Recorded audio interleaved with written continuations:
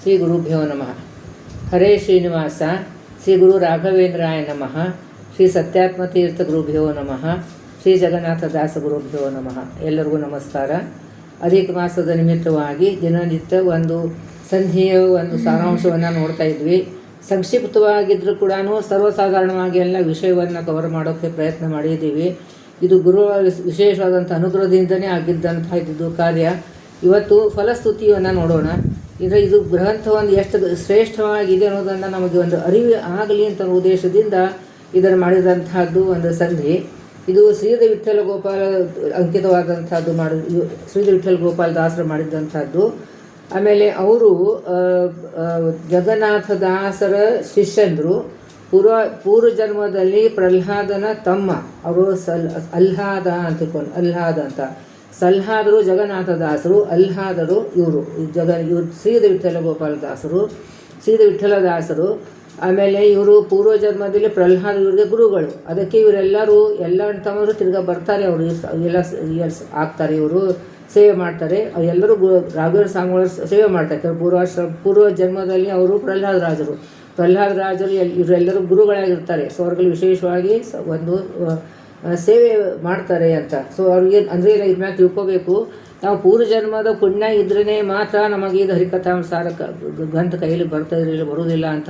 ಇಷ್ಟು ಶ್ರೇಷ್ಠವಾದಂಥ ಗ್ರಂಥ ನಮ್ಮ ಕೈಲಿ ಬಂದಿದೆ ಅಂತಂದರೆ ನಾವು ಒಂದು ಧನ್ಯರು ಅಂತಲೇ ಅನ್ಕೋಬೇಕು. ಇನ್ನು ಫಲಸ್ತುತಿಯಲ್ಲಿ ಬಹಳಷ್ಟು ವಿಷಯ ಹೇಳಿದ್ದಾರೆ. ನಾವು ಸಂಕ್ಷಿಪ್ತವಾಗಿ ನೋಡ್ತಾ ಇದ್ದೀವಿ. ಸೊ ಇದರಲ್ಲಿ ಶ್ರೀದ ವಿಠ್ಠಲ ದಾಸರು ಬರೆದಂಥದ್ದು ಫಲಸ್ತುತಿ ಇದು. ಆಮೇಲೆ ಇದು ಮೊದಲನೇ ನುಡಿಯಲ್ಲಿ ತಮ್ಮ ಗುರುಗಳಾದಂಥ ಜಗನ್ನಾಥ ದಾಸರ ಕೃತಿಯ ಗುಣಗಾನ ಮಾಡಿದ್ದಾರೆ. ಎಷ್ಟು ಶ್ರೇಷ್ಠವಾದಂಥದ್ದು, ಇದು ಅಷ್ಟು ನಿರ್ಮಲವಾದಂಥದ್ದು. ಇದು ಭೀಮರೂಪಿ ಪರಮಾತ್ಮನ ಲೀಲೆಯನ್ನು ಕಥಾರೂಪವಾಗಿ ಉಪನಿಷತ್ನಲ್ಲಿ ಬಂದಂಥದ್ದು ಒಂದು ಸಾರ. ಆಮೇಲೆ ಇದು ಸ್ಪಷ್ಟವಾಗಿ ಹೇಳಿದ್ದಾರೆ ಅಂತಂದರೆ ಇವಾಗ ಒಂದು ಹೇಳ್ತಾರೆ ಕೈಯಲ್ಲಿ ನೆಲೆ ಕಡೆ ಎಷ್ಟು ಸ್ಪಷ್ಟವಾಗಿ ಕಾಣಿಸ್ತದೋ ಆ ರೀತಿ ಅಂತ. ಕೆಲವರು ಆ ರೀತಿ ಅನುವಾದ ಮಾಡಿದ್ದಾರೆ, ಕೆಲವರು ಆ ರೀತಿ ಅನುವಾದ ಮಾಡೋದು ಸರಿಯಾದ ಅಂದರೆ ತಪ್ಪಂತ ಅನ್ನೋದಿಲ್ಲ. ಅದು ಅಷ್ಟು ಸಮರ್ಪಕವಾಗಿ ಆಗುವುದಿಲ್ಲ ಅಂತ ಹೇಳ್ತಾರೆ. ಅಂತೂ ಇದು ವಿಷಯ ಏನಂತಂದರೆ ಬಹಳ ಉಪನಿಷತ್ತು ಬಹಳ ಕಷ್ಟವಾದಂಥ ವಿಷಯ. ಅದನ್ನು ಬಹಳ ಸರಳವಾಗಿ ನಮಗೆ ನಮ್ಮ ಸಾಮಾನ್ಯ ಜನರಿಗೆ, ನಾವೆಲ್ಲ ಬಹಳ ಕೀಳು ಜನರು, ನಮಗೇನೇನೋ ಅಜ್ಞಾನಿಗಳು ಅಂಥವ್ರಿಗೆ ತಿಳಿಯೋ ಹಾಗೆ ಇದನ್ನು ಮಾಡಿದ್ದಾರೆ ಅಂತ. ಅದು ಇದೊಂದು ಅರ್ಥ ಮಾಡ್ಕೊಂಡು ನಾವು ಎಷ್ಟು ಕಷ್ಟಪಡ್ತಾ ಇದ್ದೀವಿ ಎಲ್ಲ.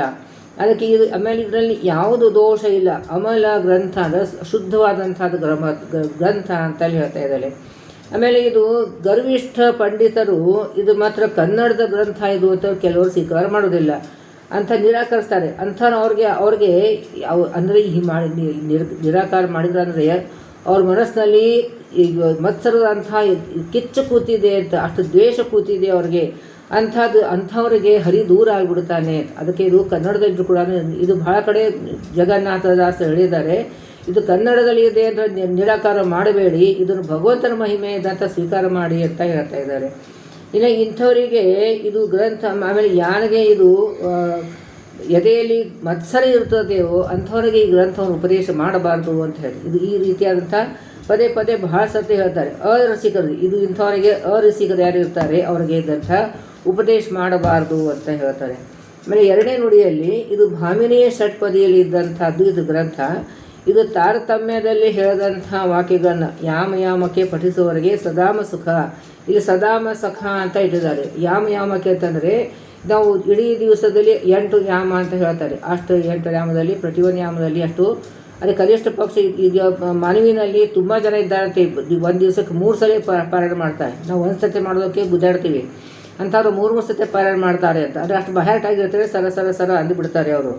ಅಂಥದ್ದು ಅಷ್ಟು ಮಾಡಿದರೆ ಸುಧಾಮ ಸಖ ಕೈ ಹಿಡಿಯೋನು. ಇಲ್ಲಿ ಸುಧಾಮ ಸಖ ಶಬ್ದವನ್ನು ಯಾಕೆ ಇಟ್ಟಿದ್ದಾರೆ ಅಂತಂದರೆ ಸುಧಾಮ ಪ್ರೀತಿಯಿಂದ ಭಗವಂತ ಕಡೆ ಹೋದ, ಅದು ಏನೂ ಬೇಡಲಿಲ್ಲ. ಅದೇ ರೀತಿಯಾಗಿ ನಾವು ಭಗವಂತನ ಪ್ರೀತಿಗೋಸ್ಕರ ಅಂತ ಈ ಗ್ರಂಥ ಪಾರಾಯಣ ಮಾಡಿದರೆ, ನಾವು ಭಕ್ತಿಯಿಂದ ಮಾಡಿದರೆ ನಮಗೆ ಏನು ಯೋಗ್ಯವಾದಿದೆಯೋ ಯಾವುದು ನಮಗೆ ವಿಹಿತವಾದಿದ್ದಂಥದ್ದು ಫಲವನ್ನು ಭಗವಂತ ಕೊಡ್ತಾನೆ. ಸೊ ಅದು ಆ ಫಲದಕ್ಕೋಸ್ಕರ ನಾವು ಇದು ಪಾರಾಯಣ ಮಾಡಬಾರ್ದು. ಇದು ಭಗವಂತನ ಪ್ರೀತಿ ಆಗಲಿ ಅಂತ ಪಾರಾಯಣ ಮಾಡಬೇಕು. ಅವನ ಕಾರುಣ್ಯ ಇದೆ, ಅವನ ಕಾರುಣ್ಯ ಏನು ಹೇಳಬೇಕು ಅವರು ಅಂತ ಹೇಳ್ತಾರೆ. ಇನ್ನು ಮೂರನೇ ನುಡಿಯಲ್ಲಿ ಇದು ಶಾಸ್ತ್ರದ ಸಾರವನ್ನು ಸಾರಿ ಹೇಳ್ತಾರೆ. ಅಂದರೆ ಡಂಗುರು ಹೊಡೆದು ಹೇಳ್ತಾ ಇದ್ದಾರೆ, ಸಾರಿ ಹೇಳ್ತಾ ಇದ್ದಾರೆ. ಸ್ಪಷ್ಟವಾಗಿ ಪದೇ ಹೇಳ್ತಾರೆ. ಇದು ಇರೋ ಮತ್ತು ಈ ಪದ್ಯದಲ್ಲಿ ಈ ಸಾರ ಯಾವುದು ಅಸಾರ ಯಾವುದು ಅಂದರೆ ಇದು ಇದು ಜ್ಞಾನ ಕೊಟ್ಟಿದ್ದಾರೆ. ಅಂದರೆ ಐಹಿಕ ಸುಖವನ್ನು ನಮಗೆ ಅಸಾರ, ಆಮೇಲೆ ಇದು ಭಗವಂತನ ಗುಣಗಾನ ಮಾಡೋದು ಅದು ಸಾರ ಅಂತ. ಇದು ಸಾರ ಯಾವುದು ಅಸಾರ ಯಾವುದು ಅನ್ನೋದನ್ನು ತಿಳಿಸ್ಕೊಟ್ಟಿದ್ದಾರೆ. ಅದರಿಂದ ಇದು ತಿಳಿಸ್ಕೊಟ್ಟಿದ್ದಾರೆ. ಈ ತತ್ವ ತಿಳಿದವರೆಗೆ ಸಂಸಾರ ಬಂಧನ ಇಲ್ಲ, ಸಂಸಾರ ಪಾರ ಆಗ್ತದೆ, ಸಂಸಾರ ಬಂಧನ ಹೋಗ್ಬಿಡ್ತದೆ ಅಂತ ಹೇಳ್ತಾರೆ. ಇನ್ನು 4ನೇ ನುಡಿಯಲ್ಲಿ ಇಲ್ಲಿ ವರ್ಣಾಭಿಮಾನಿ ದೇವರುಗಳೇ ಮುಂದೆ ಬಂದು ಪ್ರಾರ್ಥನೆ ಮಾಡ್ತಾರಂತೆ. ಸೊ ನಮಗೆ ಉಪಯೋಗ ಮಾಡಿಲ್ಲ, ನಮಗೆ ಉಪಯೋಗ ಮಾಡಿರುತ್ತೆ. ಅಂದರೆ ತಮ್ಮ ಯಾವ ವರ್ಣಕ್ಕೆ 51 ವರ್ಣಗಳ ಬಿಟ್ಟರೆ ಬೇರೆ ಯಾವುದು ಎಲ್ಲ 4 ಕೋಟಿ ಎಲ್ಲ ರಚನೆಗಳು ಇವೆ, ಅದೆಲ್ಲದಕ್ಕೂ 51 ಅಕ್ಷರನೇ ಉಪಯೋಗ ಮಾಡಿದ್ದು. ಎಲ್ಲರಿಗೂ ಅಭಿಮಾನಿ ದೇವತೆಗಳೇ ಇರ್ತಾರೆ. ಸೊ ಇದು ಅದಕ್ಕೆ ಅವರು ಹೇಳ್ತಾರೆ ನನಗೆ ಉಪಯೋಗ ಮಾಡ್ತಾರೆ. ಅದು ಭಗವಂತನ ಸೇವೆ. ನನ್ನ ಪ್ರಯೋಗ ಮಾಡಿದರೆ ಭಗವಂತ ಗುಣಗಾನ ಆಗ್ತದೆ ಅಂತ ಅವರು ಒಂದು ಮುಂದೆ ಬಂದು ಕೈ ಮುಕ್ಕೊಂಡು ನಿಂತಿರ್ತಾರೆ, ನನಗೆ ತಗೋ ಅಂತಿಬಿಟ್ಟು ಹೀಗೆ ನಮಗೆ ಬಳಸುವಂಥ. ಹೀಗೆ ಇದು 32 ಸಲ್ಲಕ್ಷಣವಾದಂಥದ್ದು ಗ್ರಂಥ ಅಂತ. ಅದೇ ನಮಗೆ ಈಗ ವಾಯುದೇವರಾಗಲಿ ಭಗವಂತನಾಗಲಿ ಎಲ್ಲ 32 ಲಕ್ಷಣಗಳು ಅಂತ ಹೇಳ್ತಾರೆ. ಸಲ್ಲಕ್ಷಣ ಅಂತಂದರೆ ಇದಕ್ಕೆಲ್ಲ ಒಳ್ಳೆಯ ಲಕ್ಷಣಗಳಂತ ಹೇಳ್ತಾಳೆ. ಅದು ಎಲ್ಲ ನೀವು ಶಾರೀರಿಕವಾದಂಥದ್ದು, ಇದು ಇಷ್ಟು ಹಣೆ ಹತ್ರ ಇರಬೇಕು, ಕೈ ಉದ್ದರಿರಬೇಕು, ಕಾಲು ಉದ್ದರಿರಬೇಕು, ಉಗುರು ಕೆಂಪಿರಬೇಕು, ತುಟಿ ಕೆಂಪಿರಬೇಕು, ಇದೆಲ್ಲ ಹೇಳ್ತಾರೆ. ಇದು ಗ್ರಂಥಕದಲ್ಲೇ ಏನಿಲ್ವಲ್ಲ ಅಂತ. ಅಂದರೆ ಇದರಿಂದ ನಮಗೆ ಇದು ಆದಂತಹ ಕಾವ್ಯ ಅದು ಉತ್ಸಾಹದಿಂದ ಹೇಳ್ಬೇಕು. ಅದು ಇದರೆಲ್ಲ ಒಳ್ಳೆಯ ಲಕ್ಷಣಗಳಿದ್ದಂಥದ್ದು ಗ್ರಂಥ ಬಹಳ ಉತ್ಸಾಹದಿಂದ ಹೇಳಬೇಕು ಅಂತ ಹೇಳ್ತಾರೆ. ಆಮೇಲೆ ಇದು ಪ್ರಾಕೃತ 5ನೇ ನುಡಿಯಲ್ಲಿ ಹೇಳ್ತಾರೆ, ಇದು ಪ್ರಾಕೃತ ಭಾಷೆಯಲ್ಲಿ ಇದೆ ಅಂತ ನಿರಾಕರಣೆ ಮಾಡಿದವರಿಗೆ ಕೃತಿಪತಿಯಾದಂಥ ಭಗವಂತ ಅಮಲ ಗುಣಗಳನ್ನು ಚಿಂತನೆ ಇದೆ. ಇದರೊಳಗೆ ಭಗವಂತನ ಅಮಲದ ಶುದ್ಧವಾದಂಥ ಗುಣಗಳ ಚಿಂತನೆ ಇದೆ. ಅದಕ್ಕೆ ಅದು ಶ್ರೇಷ್ಠ.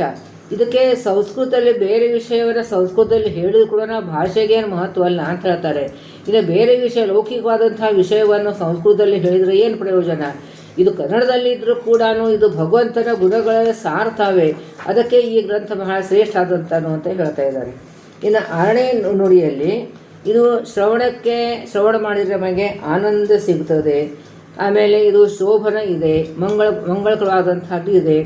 ಇದು ವೇದ ಪುರಾಣಗಳಿಗೆ ಸಮ್ಮತವಾದಂಥದ್ದು ಇದು ಕಾವ್ಯ. ಇದು ಮಧ್ವ ಮತದ ಮಥನ ಮಾಡಿ ಹೇಳಿದಂಥ, ಅಂದರೆ ಮಧ್ವ ಮತ ಏನಿದೆ ಅದನ್ನು ಪೂರ್ತಿ ಮಥನ ಮಾಡಿ ಹೇಳಿದಂಥ ಕಾವ್ಯ ಇದು.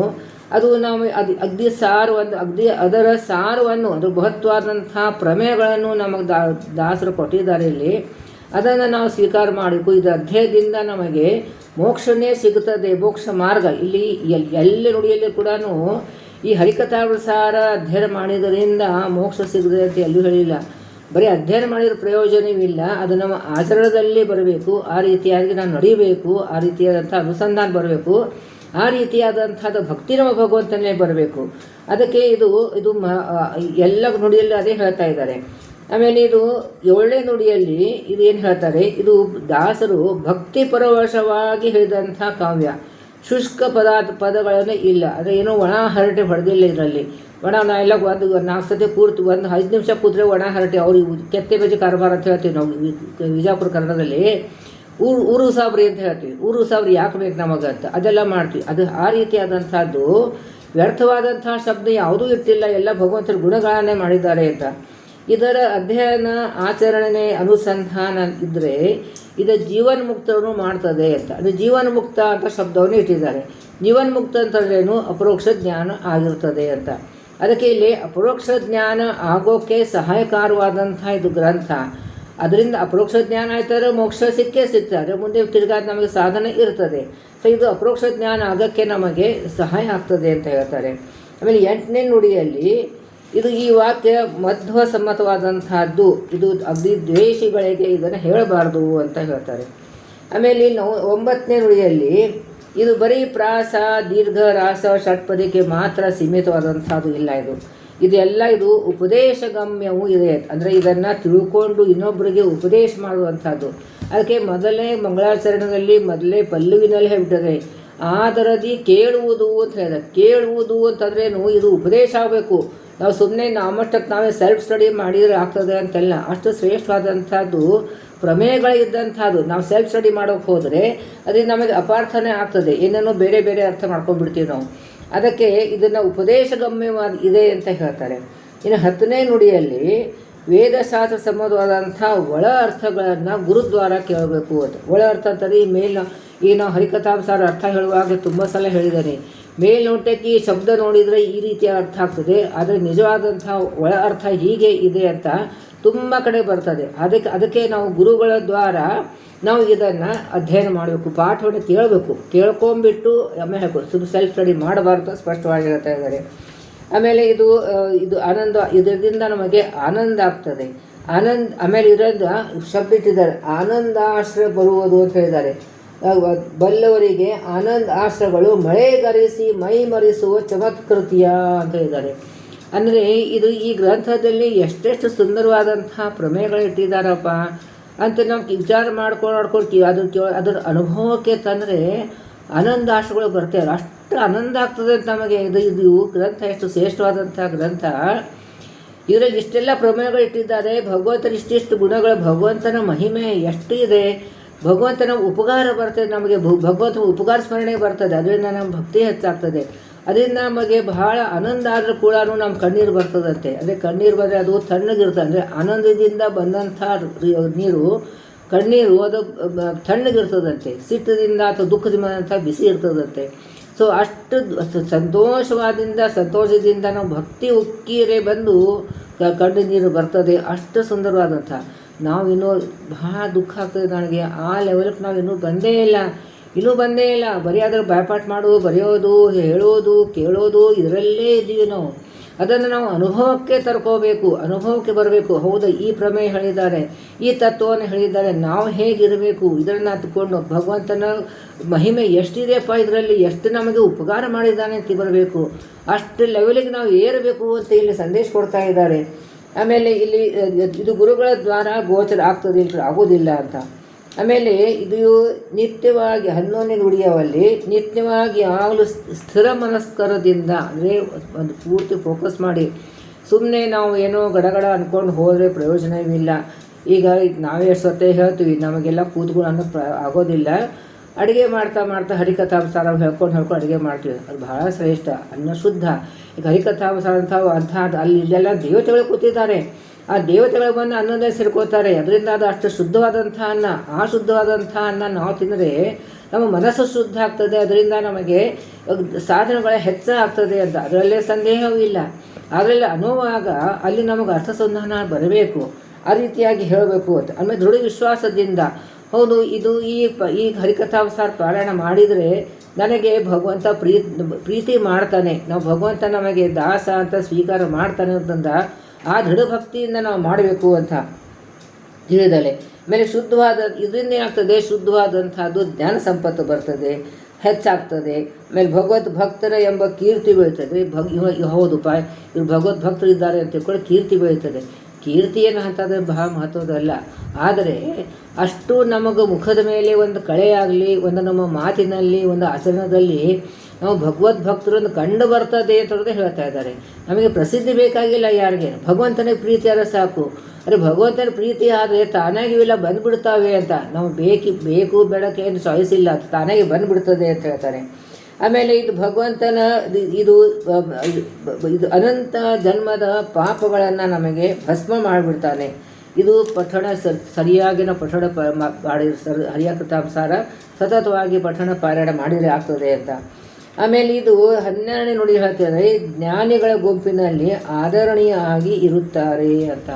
ಅದೇ ನಮಗೆ ಜ್ಞಾನಗಳ ಗುಂಪಿನ ಹೋದರೆ ಹೌದಪ್ಪ ಇದು ಶ್ರೇಷ್ಠ ಜ್ಞಾನಿಗಳು, ಜ್ಞಾನ ಇದೆಯಲ್ಲೂ ಗೊತ್ತಿಲ್ಲ ಅಂತೂ ಒಂದು ಇವರು ಶುದ್ಧ ಆಚರಣೆಗಿದೆ ಅಂತ ಅಂದ್ಬಿಟ್ಟು ಒಂದು ರಿಸ್ಪೆಕ್ಟ್ ಇರ್ತದೆ ಅಂತ.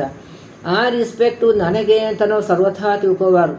ನನಗೆ ಅಂತ ನನಗೆ ಹೇಳ್ತಾ ಇಲ್ಲ, ಇನ್ ಜನರಲ್ ನಮಗೇನು ಈ ಪಾರ ಮಾಡಿದ್ರೆ ಹೌದಪ್ಪ ಇಷ್ಟು ಪಾರ ಮಾಡಿದ್ದಾರೆ ಅಂತ ತಿಳ್ಕೊಂಡು ಒಂದು ಜ್ಞಾನಿಗಳ ಗುಂಪಿನಲ್ಲಿ ನನಗೊಂದು ರಿಸ್ಪೆಕ್ಟ್ ಇರಬೇಕು ಅಂಥದ್ದು ಹೇಳಿದರೆ ಇದು ಅವಾಗ ನಮಗೆ ಮನಸ್ಸಿನಲ್ಲಿ ಬರಬೇಕು. ಈ ಜ್ಞಾನಿಗಳು ನಮಗೆ ಏನು ಒಂದು ಸಜ್ಜರು ನಮಗೇನು ಆದರೂ ಮಾಡ್ತಾ ಇದ್ದಾರೆ, ಇದು ನನಗಲ್ಲ, ಇದು ಹರಿಕಥಾಂಸಾರ ಪಾರಾಯಣಕ್ಕೆ, ಹರಿಕಥಾಂಸಾರಿಗೆ ಇದು ಮರ್ಯಾದೆ ಇದೆ, ನನಗಲ್ಲ ಅಂತ. ಈಗ ಶ್ರೀ ಸತ್ಯಾತ್ಮ ತೀರ್ಥರಿಗೆಲ್ಲ ಮರ್ಯಾದೆ ಮಾಡ್ತಾ ಇರ್ತೀವಿ, ರಥೋತ್ಸವ ಆಗ್ತದೆ, ಅದೆಲ್ಲ ಆಗ್ತಿರ್ತದೆ. ಅದಕ್ಕೆ ಅವ್ರ ಕೈಯಲ್ಲಿ ಗ್ರಂಥ ಹಿಡ್ಕೊಂಡು ಕೂತಿರ್ತಾರೆ. ಅವರ ಸಂಧಾನ ಏನಿರ್ತದೆ, ಈ ಮರ್ಯಾದೆ ಈ ಸುಧಾ ಗ್ರಂಥಕ್ಕಿದೆ, ನನಗಲ್ಲ ಅಂತಿರ್ತದೆ. ಅದೇ ರೀತಿಯಾಗಿ ನಮಗೆ ಯಾರೋ ನೀವು ಇಷ್ಟು ಸಾಧನೆ ಮಾಡಿರೋ ಅಂತ ಹೊಗಳಿದ್ರೆ ನಾವು ಹಿರಿಯರೇ ಹಿಗ್ಗಬಾರ್ದು. ಅದು ಇದು ಇದು ಇದು ಮಹಿಮೆ, ಇದು ಮಹಿಕೃತಾಂಸಾರ ಮಹಿಮೆ ಅಂತ ನಮಗೆ ತಲೆಯಲ್ಲಿ ಬರಬೇಕು. ಆಮೇಲೆ ಇದು ಇದು ಆಮೇಲೆ ಹೇಳ್ತಾರೆ ಅದಾರ್ಥ. ಆಮೇಲೆ ಈಗ ಬೀಜವನ್ನು ಹುರಿದ್ರೆ ಅದು ತಿರ್ಗಾ ಮೊಳಕೆ ಹೊಡೆಯೋದಿಲ್ಲ. ಅದೇ ರೀತಿಯಾಗಿ ನಮ್ಮ ಪಾಪ ಪುಣ್ಯ ಕರ್ಮದ ಮೇಲೆ ಬೀಜಗಳೇ ಇರ್ತವೆ. ಆ ರೀತಿ ನಮ್ಮ ಪಾಪ ಕರ್ಮದ ಬೀಜ ಏನಿರ್ತದೆ ಅದು ಬೀಜ ಹುರಿದು ಬಿಟ್ಟರೆ ತಿರ್ಗಾ ಅದು ಗಿಡ ಹುಟ್ಟೋದಿಲ್ಲ, ಅದಕ್ಕೆ ಮೊಳಕೆ ಹುಟ್ಟೋದಿಲ್ಲ. ಅದೇ ರೀತಿಯಾಗಿ ನಾವು ಪಾಪ ಕರ್ಮದಿಂದ ತಿರ್ಗಾ ಪಾಪಕರ್ಮ ಮಾಡ್ತಾ ಇರ್ತೀವಿ, ಅದನ್ನು ಹುಟ್ಟುವುದಿಲ್ಲ. ಅದು ಬೀಜ ಹುರಿದ ಹಾಗೆ ಅದೆಲ್ಲ ಪಾಪ ಭಸ್ಮ ಆಗಿಬಿಡ್ತದೆ ಅಂತ ಹೇಳಿದ್ದಾರೆ. ಆಮೇಲೆ ಹಾಗೆ ಅದರಿಂದ ಇನ್ನು ಇದಕ್ಕಿಂತ ಮಹತ್ವವಾದಂಥ ಇದು ನಮ್ಮ ಮನೆಯಲ್ಲಿ ನಮಗೆಲ್ಲರಿಗೂ ಅನುಭವಕ್ಕೆ ಬಂದಂಥ ವಿಷಯ, ಎಲ್ಲರ ಗಮನ ಕೊಟ್ಟು ಕೇಳಬೇಕು. ಇದರಿಂದ ನಮಗೆ ಕಾಮ ಕ್ರೋಧ ದುರಾಗ್ರಹ ದೂರ ಆಗ್ತದೆ. ಇದು ನಮ್ಮ ಸ್ವಂತಕ್ಕೆ ಅನುಭವ ಬಂದಂಥದ್ದು. ಕಾಮ ಕ್ರೋಧ ದುರಾಗ್ರಹ, ನಾನೇ ಸರಿ ನೀ ಯಾರು ಹೇಳೋರು, ಈ ಭಾವನೆ ಮೊದಲಿರ್ತದೆ. ಈ ಹರಿಕಥಾಸಾರ ಪಾರಾಯಣ ಮಾಡೋದ್ರಿಂದ ನಿತ್ಯವಾಗಿ ಮಾಡಿದ್ರೆ ಮನೆಯಲ್ಲಿ ಶಾಂತಿ ಬರ್ತದೆ. ಎಲ್ಲರಿಗೂ ಯಾರು ಪಾರಾಯಣ ಮಾಡ್ತಾರೋ ಒಬ್ಬರಿಗಂತೂ ಬಂದೇ ಬರ್ತದೆ. ಅದಲ್ಲದೆ ಎಲ್ಲ ಮನೆಗೆ ಎಲ್ಲ ಸದಸ್ಯರು ಕೂಡ ಈ ಭಾವನೆ ಬರ್ತದೆ. ಅಷ್ಟು ಒಳ್ಳೆ ಪಾಸಿಟಿವ್ ವೈಬ್ರೇಷನ್ಸ್ ಈ ಗ್ರಂಥದಲ್ಲಿ ಇದೆ. ಈ ಗ್ರಂಥಗಳು ಸತತವಾಗಿ ನಾವು ಪಾರಾಯಣ ಮಾಡ್ತಾ ಇದ್ರೆ ಪಾಸಿಟಿವ್ ವೈಬ್ರೇಷನ್ಸ್ ಮನೆಯೆಲ್ಲ ಹರಡ್ತದೆ. ಆವಾಗ ಮನೆಯಲ್ಲಿ ರಂದಿ ರಸ್ಕಶಿ ಜಗಳ ಇಲ್ಲ ಮನಸ್ತಾಪ ಎಲ್ಲ ಇರ್ತದೆ, ಎಲ್ಲ ಹೋಗ್ಬಿಡ್ತವೆ. ಮನೆ ಪೂರ್ತಿ ಶಾಂತ ಆಗ್ತದೆ. ತುಂಬ ಜನ ಹೇಳ್ತಾರೆ ಈ ಮನೆಯಲ್ಲಿ ಬಂದರೆ ಇವು ಎಷ್ಟು ಒಂಥರ ಪಾಸಿಟಿವ್ ವೈಬ್ರೇಷನ್ಸ್ ಇದೆ, ಭಾಳ ಖುಷಿ ಆಗ್ತದೆ ಅಂತ ಅಂದ್ಬಿಟ್ಟು. ಯಾಕೆ ಇವಾಗ 25-30 ವರ್ಷದಿಂದ ಸತತವಾಗಿ ದಿನನಿತ್ಯ ಒಂದು ದಿವಸ ಬಿಡದೆ ಹರಿಕಥಾಂಸಾರ ಪಾರಾಯಣ ಆಗ್ತಾ ಇದೆ, ಪೂಜೆ ಪುರಸ್ಕಾರ ಆಗ್ತಾ ಇದೆ, ಸಾಮೂಹಿಕ ಪ್ರವಚನ ಆಗ್ತಾ ಇದೆ.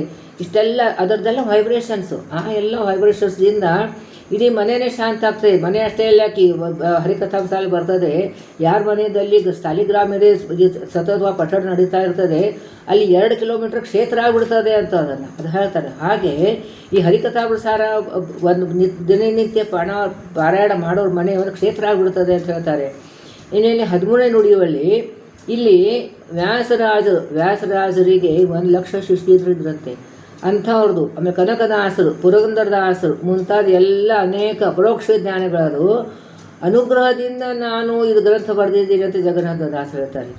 ಸೊ ಇದು ನಮಗೇನು ಇನ್ನು ಅವರು ನಮ್ಮ ಗುರುಗಳ ಸ್ಮರಣೆ ಯಾವಾಗಲೂ ಬರಬೇಕು ಅಂತೇಳಿ ನಮಗೆ ಹೇಳ್ಕೊಡ್ತಾ ಇದ್ದಾರೆ.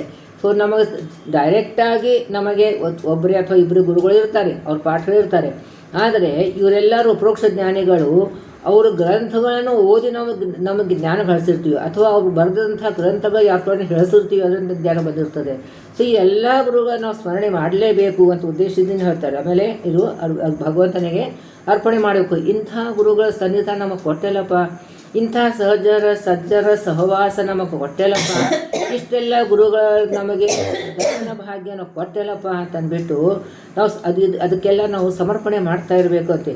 ಆಮೇಲೆ ಇದು ವಾದಿರಾಜರ ಕೋಶಕ್ಕೆ ಒಪ್ಪುವುದು ಅಂತ ಹೇಳ್ತಾರೆ. ಅದು ವಾದಿರಾಜರ ಗ್ರಂಥವನ್ನು ಬರೆದಿದ್ದಾರೆ, ಆ ಗುಂಪಿನಲ್ಲಿ ಸೇರ್ತದೆ ಅಂತ ಹೇಳ್ತಾರೆ ಅಂತ. ಇದು ಆಮೇಲೆ ಇನ್ನೇನು ಹೇಳ್ತಾ ಇದ್ದಾರೆ, ಇದು ಅಪರೋಕ್ಷ ಜ್ಞಾನಗಳ ಅನುಗ್ರಹದಿಂದ ಇದಾಗಿದೆ ಅಂತ. ಆಮೇಲೆ ಇವೆಲ್ಲ ಭಗವಂತನ ಗುಣರತ್ನಗಳಿವೆ. ಇದೆಲ್ಲ ಇವೆಲ್ಲ ಮಣಿಗಳನ್ನು, ಈ ಮಣಿಗಳನ್ನು ಪ್ರಾಣೇಶಂತರ್ಯಾಮಿ ವಾಯುರಂತರ್ಯಾಮಿಯಾದಂಥ ಭಗವಂತನಿಗೆ ಸಮರ್ಪಣೆ ಮಾಡಿದ್ದಾರೆ ಅಂತ. ಆಮೇಲೆ ಈ ವಾಯುರಾಜ ಕೋಶಕೊಪ್ಪು ಅಂತಂತಲೇ ಹೇಳಿದ್ದಾರೆ. ಇದರಲ್ಲಿ ಸಣ್ಣ ಕಥೆ ಕೊಟ್ಟಿದ್ದಾರೆ, ಅಷ್ಟು ನನಗೆ ಸರಿಯಾಗಿ ಅಲ್ಲಿ ವಾದಿರಾಜರ ಶಿಷ್ಯಂದರು ಒಬ್ಬರು ಅವರೇ ಇದಾಗಿ ಬರ್ತಾರಂತೆ. ಆಗಿ ಬಂದು ಅವರು ಅನೇಕ ಜನ್ಮ ಇದೆಲ್ಲ ದಾಸರು ಅನೇಕ ಜನ್ಮ ತಾಳಿರ್ತಾರೆ. ಒಂದೇ ಜನ್ಮಲ್ಲಿ ವಾದಿರಾಜರ ಶಿಷ್ಯರಾಗಿದ್ದರು ಅಂತ ಹೇಳಿದ್ದಾರೆ. ಅಷ್ಟು ವಿಸ್ತಾರವಾಗಿ ಓದೋಕ್ಕೆ ನನಗೆ ಸೌರಾಗಲಿಲ್ಲ. ಅಂತೂ ಇವರು ವಾದಿರಾಜರ ಶಿಷ್ಯಂದರು ಕೂಡ ಆಗಿದ್ದರು ಅಂತ ಹೇಳ್ತಾರೆ. ಸೊ ಅದಕ್ಕೆ ಅವರು ವಾದಿರಾಜರ ಹೇಳಿದಂಥ ತತ್ವಗಳಲ್ಲಿ ಕೂಡ ಇದು ಸೇರಿದೆ ಅಂತ ಹೇಳ್ತಾರೆ. ಅಂದರೆ ಅವ್ರು ಹೇಳಿದ್ದನ್ನೇ ನಾನು ಹೇಳಿದ್ದೆ, ಅವ್ರ ಕಡೆಯಿಂದ ಪಾಠ ಹೇಳಿಸ್ಕೊಂಡು ಅದನ್ನು ಹೇಳಿದ್ದೀನಿ ಅಂತ ಬಂದು ಹೇಳ್ತಾ ಇದ್ದಾರೆ.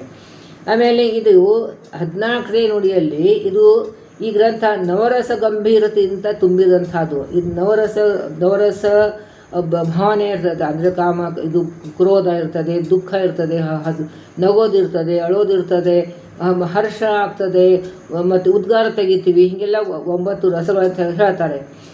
ಅದೆಲ್ಲ ತುಂಬಿದಿದೆ. ಮತ್ತು ಆದರೆ ಇದೆಲ್ಲ ಮತ್ತೆ ತಿರ್ಗಾ ಲೋಕಕ್ಕೆ ಬಂದುಬಿಟ್ಟಿಲ್ಲ ನಾವು ಅಂತ ಅನ್ನಿಸ್ತದೆ. ಹಾಗೆ ಲೌಕಿಕಕ್ಕೆ ಬಂದಿಲ್ಲ ಅವರು.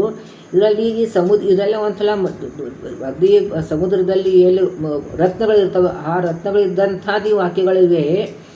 ಈ ಸಮುದ್ರ ಇದ್ದಂಥ ರತ್ನಗಳು ಎಷ್ಟು ಆಳವಾಗಿ ಹೋದರೆ ಸಿಗ್ತವೆ, ಹಾಗೆ ಈ ರತ್ನಗಳನ್ನು ನಾನು ಆಳವಾಗಿ ಅರ್ಥವಾಗಿ ತಿಳ್ಕೋಬೇಕು. ಸಮುದ್ರ ಎಷ್ಟು ಆಳವಾಗಿದೆಯೋ ಅಷ್ಟು ಆಳವಾಗಿ ಹೋಗಿಬಿಟ್ಟು ನಾವು ಇದು ಅರ್ಥವನ್ನು ತಿಳ್ಕೋಬೇಕು ಅಂತ ಹೇಳ್ತಾರೆ. ಇದು ಅದು ಬಹಳ ಗಂಭೀರವಾದಂಥ, ಇದು ಹಿರಿಯ ಜ್ಞಾನಿಗಳಿಂದ ನಾವು ತಿಳ್ಕೋಬೇಕು.